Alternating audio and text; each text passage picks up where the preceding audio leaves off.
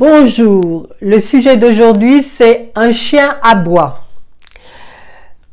Bonjour, donc je me présente, je suis Chantal Jurier, vétérinaire, naturopathe et énergéticienne pour animaux. J'ai une spécialisation en homéopathie, je pratique la phytothérapie, l'aromathérapie et les fleurs de bac, pour chats et chiens principalement, mais également pour NAC, pour les NAC, c'est-à-dire ces nouveaux animaux de compagnie, comme le lapin, la gerbille, le hamster, etc. Et également pour ce que j'appelle les chevaux de compagnie, c'est-à-dire ce sont des chevaux qui font des compétitions, mais qui ont quand même une vie plus humaine et moins athlétique que les autres chevaux qui travaillent toute la journée, 24 heures sur, enfin ils dorment aussi, mais je veux dire ils travaillent énormément et voilà, ils doivent rendre des comptes aux humains ils ont une vie assez difficile. Donc voilà, aujourd'hui nous allons parler de le fait que le chien aboie. Bon, vous me direz, en soi c'est normal, un chien s'exprime par son corps, en bougeant la queue, en baissant la queue, en mettant la queue entre les pattes, par les oreilles, suivant la position des oreilles. Enfin, on voit bien déjà, il communique quelque chose à travers certains comportements de son corps, voilà, certaines attitudes. Mais évidemment, comme nous, il a une voix et ce qu'on appelle l'aboiement. Il a des possibilités, des vocalises, hein. Il peut un petit peu chouiner, il peut aboyer doucement, aboyer très fort. Voilà, il a beaucoup de tonalités et si on fait attention, on se rend compte que ça n'est pas à chaque fois la même chose. Mais aujourd'hui, dont je voulais vous parler, c'est vraiment le chien qui aboie pendant la journée durant, quelquefois même la nuit. Donc ça, c'est très gênant. C'est gênant pour vous, c'est gênant pour les voisins. Enfin, ça crée pas mal de situations délicates et difficiles à gérer. Donc déjà, dans un premier temps, je vais vous dire, faites très attention. Soyez vigilants quand vous choisissez un chiot ou même un chien adulte. Regardez, allez regarder avant la fonction de ce chien, on va dire. C'est-à-dire, vous avez des chiens qui sont des chiens de travail, vous avez des chiens qui sont des chiens de sport, vraiment. Enfin, bon, il y a énormément de chiens qui ont énormément, et plus ils sont gros, souvent, pas toujours, hein, mais ils ont besoin beaucoup, en principe, ils ont besoin de beaucoup d'activité physique. Le chien de travail, c'est-à-dire c'est le border collie par exemple, qui est un chien qui a besoin d'activité parce que par sa fonction même, il est un gardien des troupeaux et il vit donc tout le temps dehors, il est tout le temps aux aguets, savoir où sont les brebis ou enfin même les vaches ou d'autres animaux. Donc il a une fonction et il est toujours proche de l'humain. Donc c'est un animal de compagnie si on veut, mais aussi beaucoup de travail. Donc si vous prenez le cas, parce que ça m'est arrivé, enfin c'était quelque chose qui est tout à fait récent, j'ai dû traiter le cas d'un chien, d'un border collie, bon, et qui aboie toute la journée. Bon, pourquoi ces gens ont pris ce chien, je n'ai aucune idée. Par contre, ça a été un très mauvais choix. Le pauvre chien, il n'a rien à voir dans l'histoire, mais malheureusement, c'est lui c'est lui le concerné. Mais en fait, ces humains je ne sais pas sur quels critères ils ont choisi ce chien. Mais ce sont des gens qui partent à 7 heures du matin de chez eux et qui rentrent vers 8 heures du soir. Bon, on est énormément de personnes, il y a énormément de personnes qui travaillent comme ça, qui ne rentrent pas entre midi et 2 parce que la pause déjeuner est courte, on n'a pas le temps de rentrer. Ça, je conçois très bien. Seulement, on ne prend pas un chien. Bon, bien sûr, ils ont pris un chien pour garder la maison. Ils ont peur des cambrioleurs. Bon, très bien. Pour l'instant, ça fonctionne jusqu'au jour où quelqu'un... Enfin bon, la question c'est que ce chien est malheureux. C'est ça la question la plus importante. Ce chien aboie nuit et jour parce qu'il est malheureux. Il n'est pas dans sa fonction. Il ne respecte pas sa mission d'incarnation. Donc ça, c'est un point important à considérer. Et ces personnes-là ne se doutent absolument pas, à mon avis, voilà, et simplement, pour eux, comme beaucoup, dans beaucoup de cas, les gens sont tombés sur le mauvais numéro. C'est pas vrai, c'est pas le mauvais numéro, c'est eux qui n'ont pas fait le bon choix.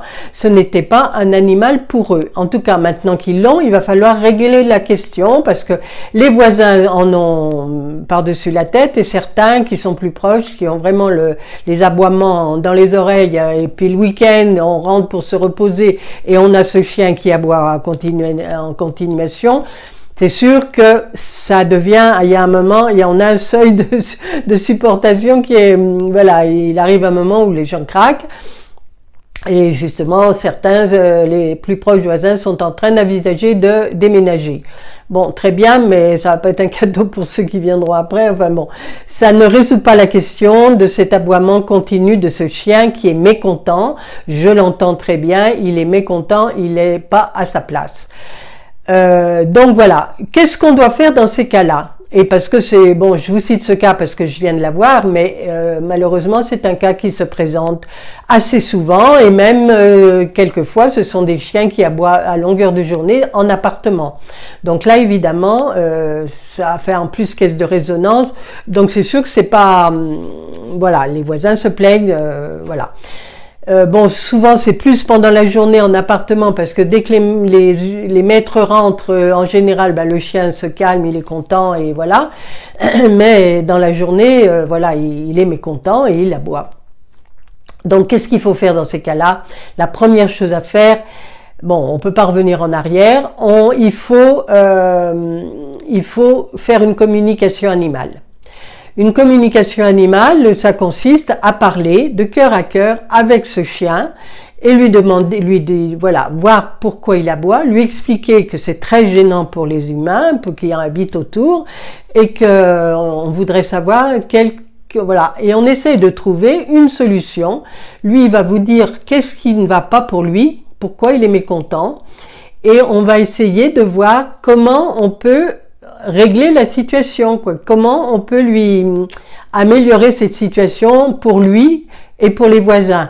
Souvent les humains, même les maîtres du chien, ne trouvent pas que ce soit un problème puisqu'ils sont pas là dans la journée. En général, bon, dans la nuit, ils arrivent à dormir. Donc, enfin, voilà, les plus concernés semblent les moins concernés dans certains cas. Donc, c'est un peu déroutant pour les gens qui ont les effets négatifs de ces aboiements. Donc la communication animale va nous faire comprendre le pourquoi ce chien aboie. Qu'est-ce que ce chien demande? Qu'est-ce qu'on peut aménager? Il va falloir faire quelque chose, hein, c'est sûr que c'est pas en lui parlant que ça va se résoudre tout seul. Il va falloir aménager quelque chose. Alors, disons qu'il y a plusieurs, on peut mettre en place plusieurs choses. Par exemple, si vous habitez en ville, ou même dans des petites villes, ou pas forcément une grande ville, mais maintenant même dans des villages, vous pouvez faire appel à quelqu'un de l'extérieur qui vienne prendre votre chien plusieurs fois par jour, le sortir, venir jouer un peu avec lui, enfin voilà, s'en occuper, vu que vous êtes absent toute la journée, et ça on comprend très bien. Mais il faut prendre des dispositions pour que ce chien ne se sente pas trop seul toute la journée. Donc, il y a déjà ça. Vous avez aussi une application, parce que dans les grandes villes, vous avez des services animaliers comme ça, qui se proposent de venir prendre votre chien dans la journée, le sortir éventuellement avec d'autres chiens d'ailleurs, et puis le ramener à la maison. Mais bon, quelquefois c'est une fois par semaine ou une fois tous les 2-3 jours. Bon, c'est mieux que rien, mais en principe il faudrait pouvoir le sortir tous les jours, plusieurs fois par jour, au moins 2 fois si c'est pas 3. Vu que vous, le matin tôt, si vous partez à 7 heures, si vous l'avez descendu dans la rue, c'est pour faire ses besoins et on remonte. Et le soir, ben, très souvent, tout le monde est fatigué, donc je pense que la promenade du soir, elle passe un peu à l'as, ou si vous la faites, c'est vraiment, voilà, le strict minimum, bon, qu'il fasse ses besoins et point barre. Donc, on peut pas parler de sortie. Le chien ne se fatigue pas, ne se distrait pas, ça n'est pas du plaisir pour le chien. Donc, vous avez ça, et vous avez une application maintenant sur les appareils, les téléphones mobiles, qui s'appelle Smile, Smile comme le sourire en anglais, mais avec 2 i. Et vous pouvez remplir donc vous dites où vous êtes, et vous pouvez avoir des personnes à 10-12 km de chez vous.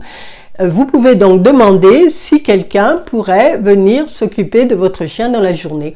Quelquefois c'est gratuit, quelquefois en échange voilà, d'une certaine somme, et que vous convenez. Et puis vous pouvez aussi avoir des personnes âgées qui sont bien contentes même d'accueillir carrément dans la journée, comme vous faites pour les enfants, les petits, vous les laissez chez la nounou, vous laissez votre chien chez la nounou, ça peut être un couple de personnes âgées qui le gardent dans la journée, qui s'en occupent, qui le nourrissent, qui leur font des câlins, tout ça, qui le sortent. S'ils ont un jardin, bon bah ils vont le sortir dans le jardin, sinon, suivant leur état de santé, ils vont aussi le sortir. Donc ça, c'est des très bonnes solutions, parce que pour les personnes âgées aussi, ça leur fait de la compagnie, et ça leur donne un but dans la vie, ça les motive davantage, et pour vous, bah, ça vous enlève un gros souci, et c'est que je vous répète, comme pour les enfants, et bien après on tisse des liens d'amitié, enfin après, voilà, c'est une belle expérience à mon avis pour vous, pour les personnes âgées et pour le chien qui sera toujours ravi, parce que bon, c'est sûr qu'il va être gâté et que voilà. Donc voilà, il y a cette solution. Vous avez aussi évidemment la solution de l'éducateur ou de l'éducatrice canine, qui est une solution qui marche pas à 100%, parce que souvent ça marche très bien tant que l'éducateur est présent, et puis dès qu'il a tourné les talons, bah le chien reprend ses mauvaises habitudes. Donc enfin bon, en principe il vous donne des choses, des conseils, vous devez mettre en place aussi là des choses, des routines et des choses à éviter. Mais par exemple, bon, il y a la méthode où on dit qu'il faut ignorer le chien quand on part. Moi je suis contre ça. Au contraire, il faut lui parler et lui expliquer que vous allez au travail, que vous allez être absente dans la journée, et il faut lui parler par des images d'ailleurs. Enfin bon, si vous voulez approfondir ça sur l'éducation et la communication canine, j'ai une formation sur mon site www.amourdechatetchien.com qui s'appelle la méthode holistique, et qui vous explique tout ça, aussi bien au moment du choix de votre animal de compagnie. Donc là, c'est vrai que c'est important, surtout si on se retrouve dans des cas comme ça, un peu compliqués après à gérer. Et puis où on vous parle, et où il y a un module aussi qui explique uniquement de la communication animale, comment la pratiquer, et voilà. Donc vous verrez ça sur mon site, ça s'appelle la méthode holistique, LMH, je l'ai appelé. Et ensuite, c'est sûr que suite à, donc si vous avez fait intervenir un éducateur canin, si vous aurez des choses à changer dans votre vie, il va falloir considérer les choses autrement par rapport à votre chien. Donc, mettre en place des petites choses, quelquefois c'est des petites choses, comme je vous dis, lui parler avant de partir et ne pas l'ignorer. Voilà, ça me semble indispensable. Mais aussi, maintenant, si on fait des webcams qui envoient des croquettes dans la journée pour, voilà, et puis vous pouvez parler à votre chien de votre smartphone. Enfin bon, il y a des possibilités aussi de rester connecté à distance avec votre chien. Ça aussi, c'est des très bonnes solutions. Mais ça fait pas tout, parce que ça fait pas les sorties, et le chien, s'il a besoin d'exercice physique, et en général ils ont besoin quand même d'exercice physique, il faut le sortir. Donc, ça n'empêche qu'il faudrait quand même intégrer aussi une personne qui passe dans la journée.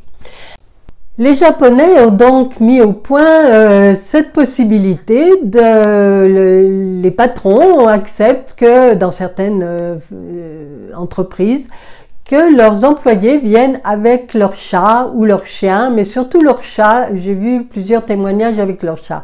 Cela fait déjà de plusieurs années que cela existe et ils ont donc pu établir des statistiques alors qu'ils croyaient qu'on aurait pu penser que les employés allaient être moins productifs, allaient être plus distraits par leur chat. Eh bien, la grosse surprise, c'est qu'en fait, le rendement est bien meilleur depuis que les employés peuvent venir avec leur animal de compagnie sur leur lieu de travail. Et c'est significatif parce que du coup, il semblerait que les personnes soient plus concentrées sur leurs tâches à faire. Et qu'il est prévu, c'est prévu des pauses pour le chat, pour le nourrir, pour le caresser, pour s'occuper de lui. Et en plus, ça crée des liens, des rapports beaucoup plus agréables entre les employés. Et si autrefois il pouvait y avoir quelques tensions, comme ça arrive entre une ou deux personnes, eh bien les chats ont permis justement d'estomper ces tensions. Et du coup, le personnel travaille dans beaucoup plus d'harmonie, beaucoup plus de sérénité et beaucoup plus de rentabilité. Donc, c'est tout avantage. Donc, si vous êtes entrepreneur et chef d'entreprise et que vous pensez pouvoir mettre ça en place, ce serait formidable parce qu'il faut que quelqu'un se lance et ait le courage de le faire en France parce que je crois pas que ça existe encore. Si ce n'est quelquefois, dans certaines professions, les camionneurs ils voyagent avec leurs chiens, ce qui est super, mais disons, c'est réservé, tout le monde ne peut pas venir avec son animal de compagnie sur son lieu de travail, malheureusement. Donc, dans la mesure où ça pourrait se faire, ça serait super, et moi je trouve que ça serait une très bonne idée, et ça résoudrait bien des questions, comme je vous dis, par rapport à l'aboiement, le chien, il sera en compagnie, il y aurait plus ce genre de questions n'existerait plus, puisque ce sont des animaux de compagnie, on n'a pas à les laisser seuls toute la journée, donc voilà. Voilà ce que je voulais vous dire par rapport au chien qui aboie. Dites-moi ce que vous en pensez. En dessous de cette vidéo, mettez-moi vos commentaires et partagez avec vos amis, avec vos connaissances, parce que ça peut être très intéressant de partager, de voir ce que d'autres personnes peuvent en penser et quelles sont leurs expériences et leurs retours par rapport à ces situations d'aboiement en continu également. Et puis, mettez-moi vos commentaires, likez si vous voulez, c'est toujours agréable de voir que vous avez apprécié. Et puis, n'hésitez pas donc à vous abonner, à enclencher la petite cloche, de façon à ce que vous soyez avertis à chaque publication que je fais. Voilà, je vous remercie et je vous dis à très bientôt.